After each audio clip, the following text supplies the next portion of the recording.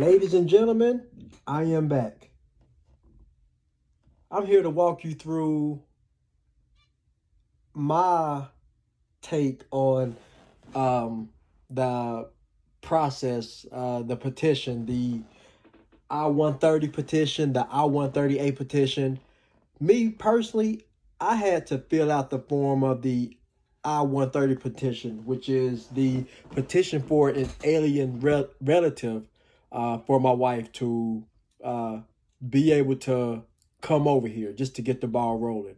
And on her part, she had to fill out the I-130A, which is for the beneficiary. Now, because I'm the U.S. citizen and I'm petitioning for her to come over here to my country, I'm known as the petitioner.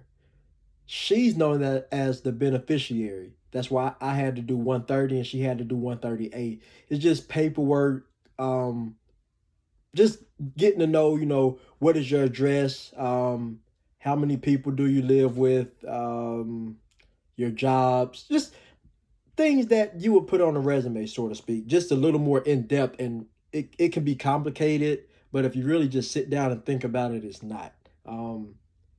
You have friends that's been through the same process, rely on them for some knowledge, YouTube research. I mean, some people use lawyers, which is okay, but I mean, if you don't have that kind of money or you don't want to spend that kind of money on the lawyers, then you can do it yourself because we're doing it ourselves.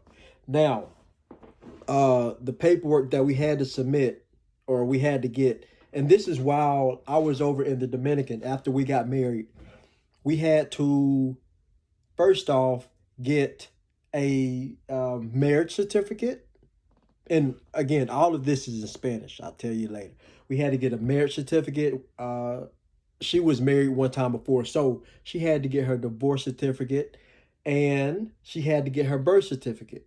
Now, because she's coming to the US, she had to get all of that translated into English from Spanish. So there, the lawyer part comes into handy. So we had to get a lawyer to translate all of those documentations into the appropriate language, which it wasn't that hard, but again, it was a process, which it was worth it. So long story short, we got all the necessary paperwork. So I fly back over here to the United States.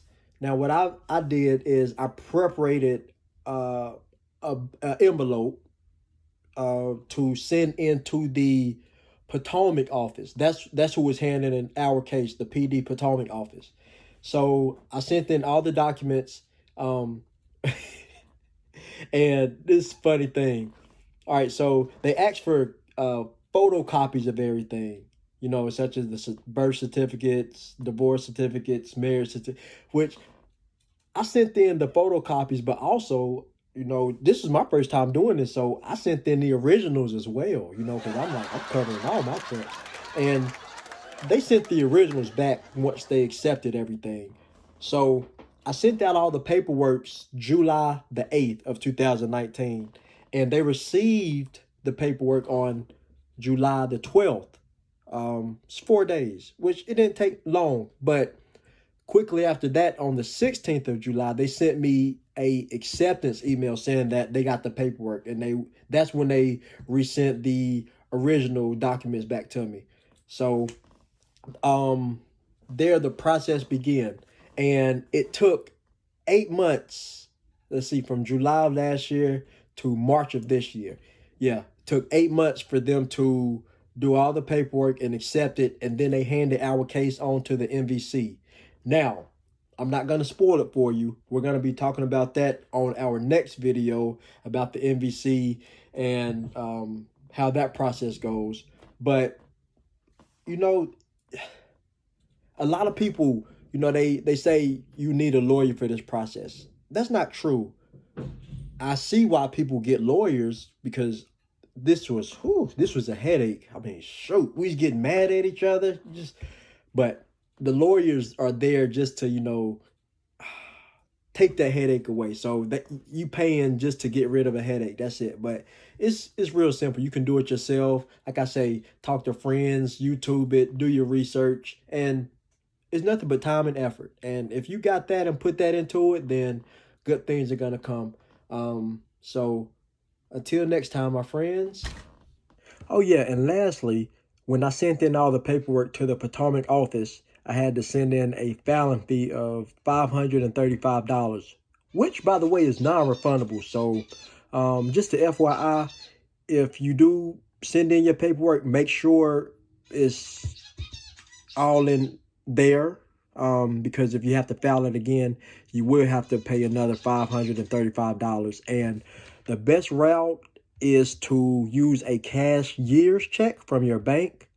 Now, as a side note again, it is a specific order that you should put your paperwork in, such as the petitioner should do his paperwork first and then the beneficiaries.